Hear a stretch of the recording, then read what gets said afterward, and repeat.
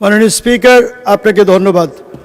আপনার মাধ্যমে মাননীয় প্রধানমন্ত্রীকে ধন্যবাদ জানাচ্ছি। আমাকে পরিকল্পনা মন্ত্রণালয়ের স্থায়ী কমিটির সদস্য করার জন্য মাননীয় প্রধানমন্ত্রীকে ধন্যবাদ জানাচ্ছি। আমাদের সম্মানিত মন্ত্রীরা এবং সিনিয়র নেতারা সবসময় সময় পান কথা বলার বিভিন্ন জায়গায়, কিন্তু আমাদের কোনো জায়গা নেই। আমাদের ফোরাম একটাই, এই পার্লামেন্ট বা জাতীয় সংসদ। এখানে সময়ের দিকে একটু লক্ষ্য রাখার জন্য মাননীয় স্পিকার আপনাকে অনুরোধ করব। আমি ছোট্ট একটা আমার নির্বাচনী অভিজ্ঞতার কথা বলেই আমি বাজেটে ফিরে যাব। মাননীয় স্পিকার, আমার এলাকায় আমি আগেও বলেছি, আমাদের বিরোধী দলীয় নেতা বাড়ি আমার এলাকায়, তাই সেখানে আমি অনেক কিছু সহ্য করে অনেক কিছু বিনিময়ে আমি এই পার্লামেন্টে আসতে পেরেছি। আপনারা জান্নাতের টিকিটের কথা শুনেছেন, আপনারা কেউ বুরকার কথা শুনেছেন কিনা আমি জানি না, কেউ সালোয়ার কামিজের কথা শুনেছেন কিনা আমি জানি না।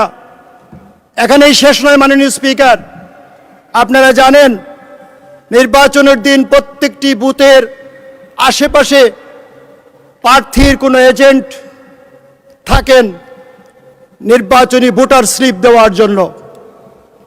সেই রকম জান্নাতি একটি ক্যাম্পে আমার এক বৃদ্ধ মা, উনি ভোট দিতে যাচ্ছেন, ওনাকে ডাকা হলো সেখানে। ডাকার পরে উনি বললেন, আমার খুব তৃষ্ণা পেয়েছে, আমাকে একটু পানি দিবেন। তখন ওনাকে একটি কোক দেওয়া হলো। মাননীয় স্পিকার, আপনি জানেন কোক খুললেই ফস করে একটা শব্দ হয়। আমার বৃদ্ধ মা ভোট দিয়ে আসলেন, আসার পরে একই ক্যাম্পে আবার গেলেন, গিয়ে বললেন আমাকে আরেকটু পানি দান। তখন তাকে সাদা পানি দেওয়া হলো। উনি বললেন যে না, আমাকে ওই ফস করে যে শব্দ হয় সেই পানিটা দেওয়া হোক। তখন ওনারা বললেন যে ভোটের আগে ফস করে, ভোটের পরে আর ফস করে না। সম্মানিত স্পিকার, আপনাকে অশেষ ধন্যবাদ। আজ এই মহান সংসদে দাঁড়িয়ে আমি 2026-27 অর্থ বছরের প্রস্তাবিত জনবান্ধব বাজেটের উপর আমার বক্তব্য পেশ করছি। অর্থমন্ত্রী মহোদয় যে 9,38,000 কোটি টাকার বাজেট পেশ করেছেন, তা কেবল সংখ্যার বিন্যাস নয়, বরং এটি একটি স্বনির্ভর এবং আধুনিক বাংলাদেশ গড়ার আত্মবিশ্বাসী দলিল। এই বাজেটের সবচেয়ে বড় শক্তি হল এর সুষম বণ্টন। বর্তমান বিশ্ব অর্থনীতির অস্থিরতার মাঝেও আমাদের সরকার সাধারণ মানুষের পকেটে স্বস্তি ফেরাতে করমুক্ত আয়সীমা 3,75,000 টাকায় উন্নীত করেছেন। এটি মধ্যবিত্ত ও নিম্ন আয়জীবী মানুষের প্রতি সরকারের সংবেদনশীলতারই বহিঃপ্রকাশ। নিত্যপণ্যের শুল্ক হ্রাস এবং ফ্রিল্যান্সিং আয়ের উপর কর অব্যাহতির মাধ্যমে তরুণ প্রজন্মের জন্য ডিজিটাল ইকোনমির যে দ্বার উন্মোচন করা হয়েছে, তা কর্মসংস্থান সৃষ্টিতে বৈপ্লবিক ভূমিকা রাখবে। সামাজিক নিরাপত্তা বেষ্টনীতে বরাদ্দ বৃদ্ধি প্রমাণ করে যে রাষ্ট্র তার প্রান্তিক নাগরিকদের পাশে দাঁড়াতে বদ্ধপরিকর। বাজেটের অন্যতম প্রশংসনীয় এবং সময়োপযোগী পদক্ষেপ হল তামাকজাত পণ্যের উপর শুল্ক ও করের উল্লেখযোগ্য বৃদ্ধি। এটি কেবল রাজস্ব আদায়ের মাধ্যমে নয়, বরং এটি একটি জীবন রক্ষাকারী সিদ্ধান্ত। তামাকের সহজলভ্যতা কমিয়ে আমরা যেমন অসংক্রামক রোগীর ঝুঁকি কমাচ্ছি, তেমনি তরুণ সমাজকে ধ্বংসাত্মক আসক্তি থেকে দূরে সরিয়ে রাখছি। ক্যান্সারের মতো ব্যয়বহুল রোগের ঔষধের উপর কর কমিয়ে এবং তামাকের উপর কর বাড়িয়ে সরকার যে প্রিভেন্টিভ হেলথ কেয়ার বা প্রতিরোধমূলক স্বাস্থ্যনীতির পরিচয় দিয়েছেন, তা বিশ্বজুড়ে সমাদৃত হওয়ার যোগ্য। এটি তামাকমুক্ত বাংলাদেশ গড়ার পথে একটি সাহসী ও মানবিক পদক্ষেপ। মাননীয় স্পিকার, একটি জাতির শ্রেষ্ঠ বিনিয়োগ হলো তার শিক্ষা খাতে।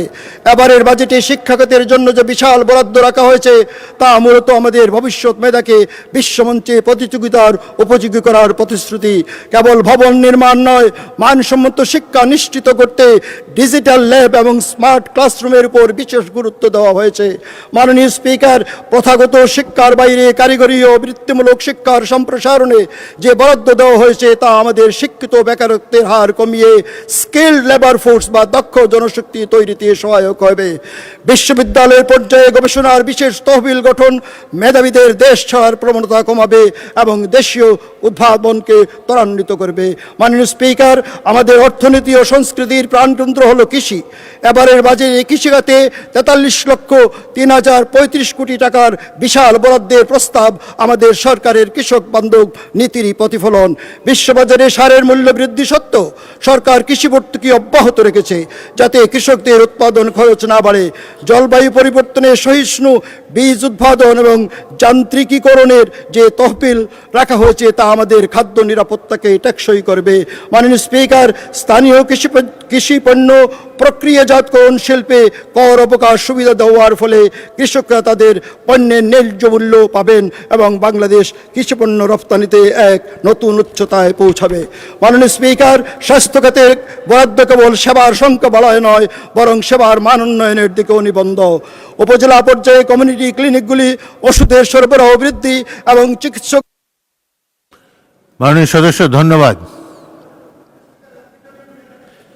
2 মিনিট বাড়িয়ে দেওয়া হলো আপনাকে। 2 মিনিটের মধ্যে উপজেলা শেষ করবেন। পর্যায়ে কমিউনিটি ক্লিনিকগুলিতে ওষুধের সরবরাহ বৃদ্ধি এবং চিকিৎসকদের উপস্থিতি নিশ্চিত করতে বিশেষ বরাদ্দ রাখা হয়েছে। এতে করে গ্রামীণ সাধারণ মানুষকে আর ছোট খাটো চিকিৎসার জন্য শহরে ছুটতে হবে না। কিডনি, ডায়ালিসিস সামগ্রী, ক্যান্সার ও হার্টের টেস্টের উপর শুল্ক হ্রাস করা হয়েছে। একজন দরিদ্র ক্যান্সার রোগীর ঔষধের দাম যখন কমে, তখন সেটি কেবল একটি অর্থনৈতিক সিদ্ধান্ত থাকে না, সেইটি হয়ে ওঠে একটি পরিবারের বেঁচে থাকার নতুন আশা। উন্নত যোগাযোগ ব্যবস্থা মানে গতিশীল অর্থনীতি। বাজেটে বার্ষিক উন্নয়ন কর্মসূচির বড় একটি অংশ পরিবহন ও যোগাযোগ খাতে রাখা হয়েছে। মাননীয় স্পিকার, নতুন রাস্তা তৈরির পাশাপাশি বিদ্যমান সড়কগুলির মান উন্নয়ন ও 4 লেনে রূপান্তরিত কাজ দ্রুত শেষ করার লক্ষ্য নির্ধারণ করা হয়েছে। বিশেষ করে আঞ্চলিক মহাসড়কগুলোকে শক্তিশালী করার মাধ্যমে দেশের প্রতিটি কোণকে মূল অর্থনৈতিক স্রোতের সাথে যুক্ত করা হয়েছে। আমাদের লক্ষ্য উন্নয়নের সুফল দেশের প্রতিটি গ্রামে পৌঁছে দেওয়া। স্থানীয় সরকার বিভাগে বরাদ্দ বৃদ্ধির মাধ্যমে আমরা ক্ষমতার বিকেন্দ্রীকরণ ও গ্রামীণ অবকাঠামো উন্নয়নে বিশেষ গুরুত্ব দিয়েছি। ইউনিয়ন উপজেলা পর্যায়ে বরাদ্দ বৃদ্ধির ফলে ড্রেনেজ ব্যবস্থা, সুপেয় পানি সরবরাহ এবং শতভাগ স্যানিটেশন নিশ্চিত করা সম্ভব। মাননীয় স্পিকার, স্থানীয় পর্যায়ে ছোট ছোট অবকাঠামো নির্মাণের ফলে গ্রামীণ শ্রমজীবীদের জন্য ব্যাপক কর্মসংস্থানের সুযোগ সৃষ্টি হয়েছে। এর ফলে শহরমুখী মানুষের চাপ কমবে এবং গ্রামীণ অর্থনীতি স্বাবলম্বী হবে। মাননীয় স্পিকার, পরিশেষে বলতে চাই, কৃষিতে সমৃদ্ধি, স্বাস্থ্য সুরক্ষা, সড়ক গতি এবং স্থানীয় সরকারের মাধ্যমে তৃণমূলের উন্নয়ন, এই চতুর্মুখী অগ্রযাত্রায় আমাদের 2026 সালের বাজেটের মূল শক্তি। এই বাজেট একটি আধুনিক ও সমৃদ্ধ বাংলাদেশ গড়ার সফল কারিগর।